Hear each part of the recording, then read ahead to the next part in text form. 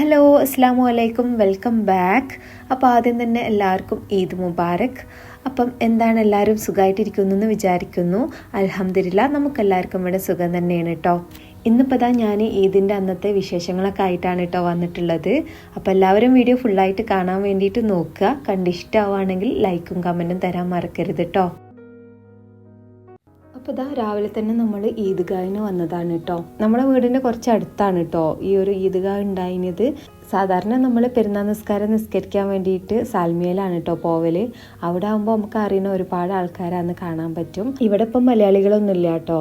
പെരുന്നാൾ നിസ്കാരം രാവിലെ 5:45 ഉള്ളത്. അപ്പം നമ്മൾ വീട്ടിൽ നിന്ന് ഇറങ്ങാൻ കുറച്ച് നേരം വൈകിട്ടോ. അതുകൊണ്ട് തന്നെ അടുത്തുള്ള സ്ഥലത്ത് വരാമെന്ന് വിചാരിച്ചിട്ട് അങ്ങനെ വന്നതാ.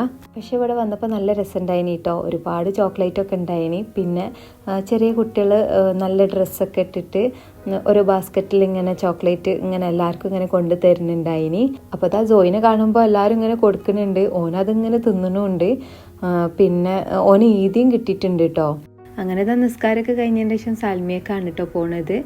അവിടെ നമ്മളെ ഫ്രണ്ടില്ലേ നുസി, എൻ്റെ ചില വീഡിയോയിലൊക്കെ കണ്ടിട്ടുണ്ടാവും. അപ്പോൾ ഓരോ മക്കളൊക്കെ അവിടെ ഇങ്ങനെ വെയിറ്റാക്കി നിൽക്കുന്നുണ്ട് കേട്ടോ. എന്താ വെച്ചാൽ ഇന്ന് രാവിലെ ഒന്നിച്ച് അങ്ങനെ ബ്രേക്ക്ഫാസ്റ്റ് കഴിക്കാമെന്ന് പറഞ്ഞിട്ടുണ്ടായിനി. അങ്ങനെ നമ്മൾ ഓരോ വീട്ടിലേക്ക് പോവാണ്. പിന്നെ നമ്മൾ ആരും പെരുന്നാളിൻ്റെ തലേന്ന് ഉറങ്ങിയിട്ടില്ല കേട്ടോ. കാരണം എന്താ വെച്ചാൽ നമ്മൾ തലേ ദിവസമാണ് പെരുന്നാൾ ഡ്രസ്സ് എടുക്കാൻ വേണ്ടിയിട്ട് പോയത്. അങ്ങനെ തിരിച്ചു വരുമ്പോൾ നേരം വൈകി. പിന്നെ ഉറങ്ങിയാൽ രാവിലെ 5:45 പെരുന്നാൾ പള്ളി. അതുകൊണ്ട് നീക്കൂലെന്ന് വിചാരിച്ചിട്ട് അങ്ങനെ ഉറങ്ങാതെ നിന്നതാ. അപ്പോൾ ജോയ്മോനും ഉറങ്ങിയില്ല കേട്ടോ. ഓന് ഉറക്കാൻ നോക്കിയിട്ട് ഓന് ഉറങ്ങിയതേ ഇല്ല. അതിൻ്റെ ഇടയിൽ ജോയ്മോനക്ക് ഉറക്കം വന്നിനി കേട്ടോ. പിന്നെ യാനുവിനെ കണ്ടപ്പോൾ പിന്നെ കളിയും ചിരിയൊക്കെ ആയി.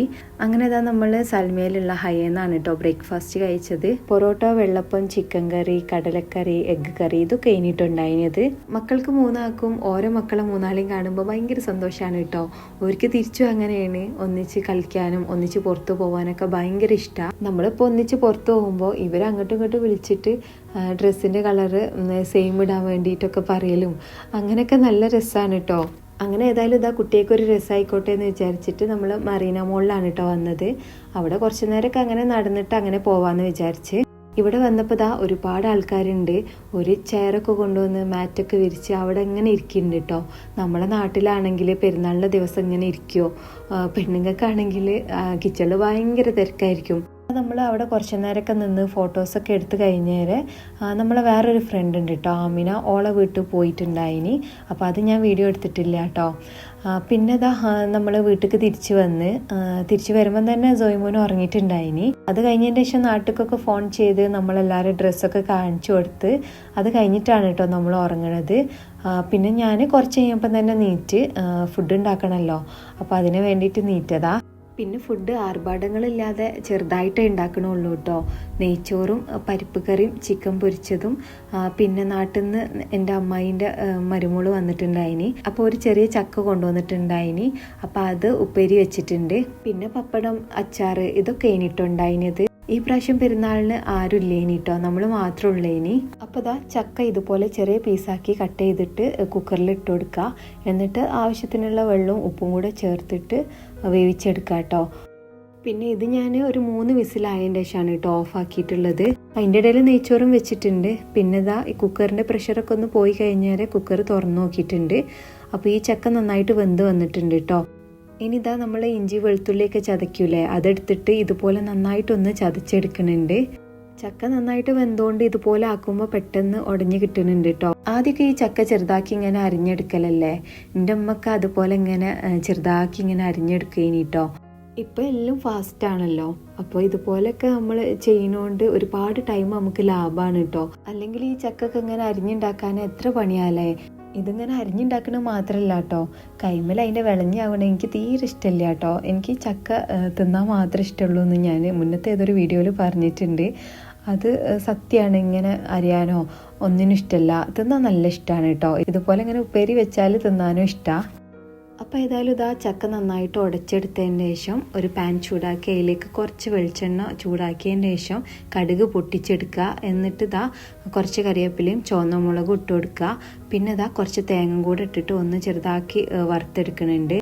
ഇനി ഇതിലേക്ക് വേവിച്ച് ഉടച്ച് വെച്ചിട്ടുള്ള ചക്ക ചേർത്ത് കൊടുക്കുക. എന്നിട്ട് നന്നായിട്ടൊന്ന് മിക്സാക്കി എടുക്കുക കേട്ടോ. പിന്നെ 1 മിനിറ്റ് അടച്ച് വെച്ചിട്ടൊന്ന് വേവിച്ചെടുക്കുക. അപ്പോൾ അത്രേ ഉള്ളൂ, നമ്മളെ ചക്കത്തോരൻ അല്ലെങ്കിൽ ചക്ക ഉപ്പേരി ഇവിടെ റെഡി ആയിട്ടുണ്ട്. നമ്മൾ ചക്ക ഉപ്പേരി എന്നാട്ടോ പറയല്. പിന്നെ മക്കളൊക്കെ വിളിച്ചുണർത്തി ഫുഡൊക്കെ കഴിക്കാനുള്ള പരിപാടിയാണ്. നെയ്ച്ചോറൊക്കെ ഇതാ ഒരു ബൗളിലേക്ക് മാറ്റി കൊടുക്കുന്നുണ്ട്. എല്ലാ പെരുന്നാൾക്കും ആരെങ്കിലുമൊക്കെ ഉണ്ടാവലുണ്ട്. അപ്പം ബിരിയാണിയൊക്കെയാണ് കേട്ടോ വെക്കല്. ഇപ്പം ഇങ്ങനെ ആദ്യമായിട്ടാണ് നെയ്ച്ചോറും പരിപ്പ് കറിയൊക്കെ ആയിട്ടുള്ളത്. ഇക്കാക്ക് എന്തൊക്കെയോ തിരക്കും കാര്യങ്ങളൊക്കെ ഉണ്ടായിന് കേട്ടോ. അതുകൊണ്ടാണ് പിന്നെ ആരെയും വിളിക്കാഞ്ഞത്. പിന്നെ എനിക്ക് തോന്നുന്നത് ബിരിയാണിനേക്കാളും നല്ലത് നെയ്ച്ചോറാണെന്നാ. നമ്മൾ 30 ദിവസം ഉച്ചക്ക് കഴിക്കാണ്ട് പിന്നെ കഴിക്കുമ്പോൾ എന്തോ ഒരു പോലല്ലേ. അപ്പം ബിരിയാണി കഴിക്കുമ്പോൾ കൂടുതൽ നമുക്കൊരു ക്ഷീണമാവും. നെയ്ച്ചോറാവുമ്പോൾ പിന്നെ അത്രയ്ക്ക് പ്രശ്നമില്ല. ഇവിടെ പിന്നെ നെയ്ച്ചോറും പരിപ്പ് കറി എല്ലാവർക്കും ഇഷ്ടമാണ്. അങ്ങനെ ഇതാ ചോറൊക്കെ തിന്ന് കഴിഞ്ഞതിന് ശേഷം ഞാൻ പായസമൊന്നും ഉണ്ടാക്കിയിട്ടില്ല.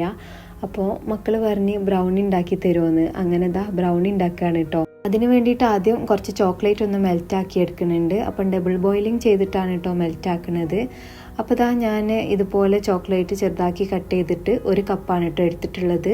അതിലേക്ക് ഒരു 100 ഗ്രാം ബട്ടറും കൂടെ ചേർത്തിട്ട് നന്നായിട്ടൊന്ന് മിക്സാക്കി എടുക്കുക.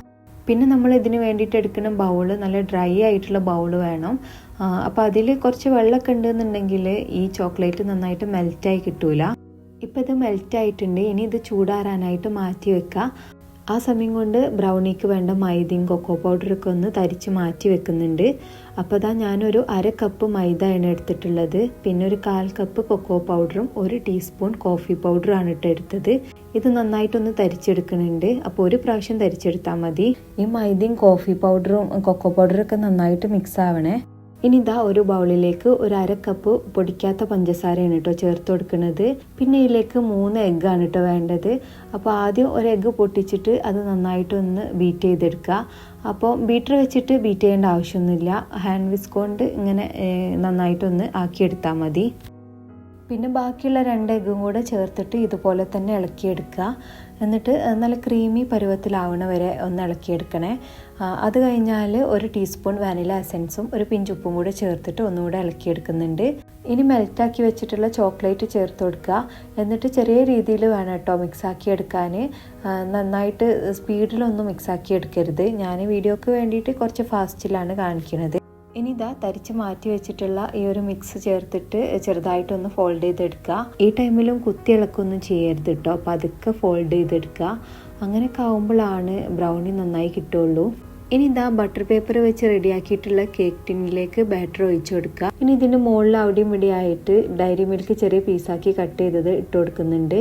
ഇത് റെഡിയായി കഴിഞ്ഞാൽ ഡയറി മിൽക്കൊക്കെ ഉണ്ടാകുമ്പോൾ കഴിക്കാൻ നല്ല ടേസ്റ്റ് അല്ലേ. നിങ്ങൾക്ക് ബ്രൗണീൻ്റെ ഇടയിൽ നട്ട്സൊക്കെ കഴിക്കാൻ ഇഷ്ടമുള്ളവരാണെന്നുണ്ടെങ്കിൽ ഇതിലും നട്ട്സൊക്കെ ഇടാം കേട്ടോ.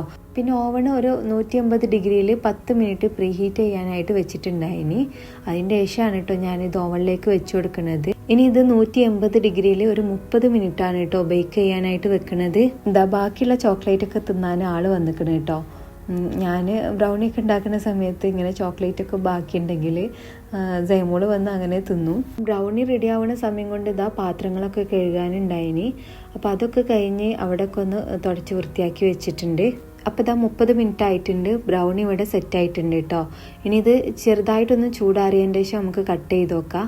അപ്പം എൻ്റെ മക്കൾക്ക് തീരെ ക്ഷമയില്ലാത്ത കാരണം ഞാനിത് അപ്പം തന്നെ കട്ട് ചെയ്യാണ് കേട്ടോ. അപ്പോൾ നല്ല ഫഡ്ജായിട്ടുള്ള ബ്രൗണിയാണ് കേട്ടോ കിട്ടിയിട്ടുള്ളത്.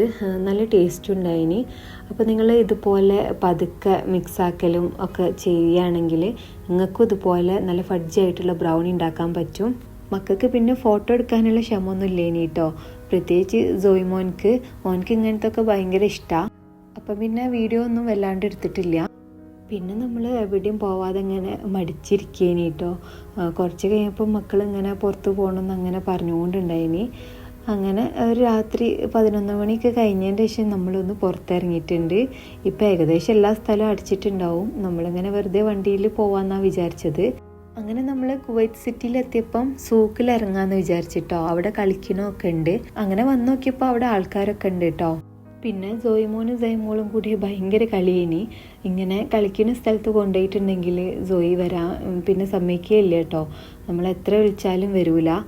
അങ്ങനെ കളിച്ചുകൊണ്ടിരിക്കും. ഇങ്ങനെ സ്ലൈഡ് ഊഞ്ഞാലൊക്കെ എനിക്ക് ഭയങ്കര ഇഷ്ടമാണ്. ഓനക്ക് മാത്രമല്ല ജൈമോക്കും ഇഷ്ടമാണ് കേട്ടോ. അങ്ങനെ 2 ആളും കൂടെ ആകുമ്പോൾ ഭയങ്കര കളിയാണ് ഉണ്ടാവുക. പിന്നെ നമ്മൾ വിചാരിച്ച് ഒരു കുറച്ച് നേരം അങ്ങനെ കളിക്കട്ടെ എന്ന്. എപ്പോഴെങ്കിലും വരുന്നതല്ലേ, അപ്പോൾ ഓർക്കും സന്തോഷമാവില്ല ഇങ്ങനെയൊക്കെ കളിക്കുമ്പോൾ. സോയിൻ്റെ ചിരിയൊക്കെ കാണുമ്പോൾ നിങ്ങൾക്ക് തന്നെ മനസ്സിലാവുണ്ടാവും ഓന് എത്ര ഹാപ്പിയാണ് എന്നുള്ളത്. പിന്നെ കുറച്ച് കളിച്ച് കഴിഞ്ഞപ്പോൾ ഐസ്ക്രീം വാങ്ങിത്തരാന്ന് പറഞ്ഞിട്ട് മെല്ലെ സോപ്പിട്ട് കൂട്ടി കൊണ്ടുവന്നിട്ടോ.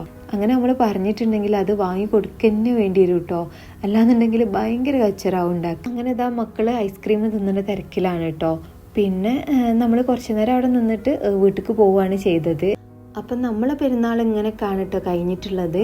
പിന്നെ നിങ്ങളെ പെരുന്നാളൊക്കെ എങ്ങനെ ഉണ്ടായിനി? എല്ലാവരും പെരുന്നാളും റാഹത്തായിട്ട് തന്നെ കഴിഞ്ഞിട്ടുണ്ടെന്ന് വിചാരിക്കുന്നു. അപ്പം ഇത്രേ ഉള്ളൂ കേട്ടോ ഇന്നത്തെ വീഡിയോ. എല്ലാവർക്കും വീഡിയോ ഇഷ്ടമായിട്ടുണ്ടാവുമെന്ന് വിചാരിക്കുന്നു. ഇഷ്ടമായിട്ടുണ്ടെങ്കിൽ ലൈക്ക് ചെയ്യാനും കമൻറ്റ് ചെയ്യാനും മറക്കരുത്. പിന്നെ പുതുതായിട്ട് ആരെങ്കിലും വീഡിയോസ് കാണുന്നവരുണ്ടെങ്കിൽ നിങ്ങൾക്ക് വീഡിയോസും ചാനലൊക്കെ ഇഷ്ടമാവുകയാണെന്നുണ്ടെങ്കിൽ ചാനലൊന്ന് സബ്സ്ക്രൈബ് ചെയ്ത് സപ്പോർട്ട് ചെയ്യുക. പ്രീവിയസ് വീഡിയോസൊക്കെ കാണാൻ വേണ്ടിയിട്ട് നോക്കുക. ഇനി അടുത്ത നല്ലൊരു വീഡിയോ ആയിട്ട് വീണ്ടും കാണാം. Thank you. ബൈ.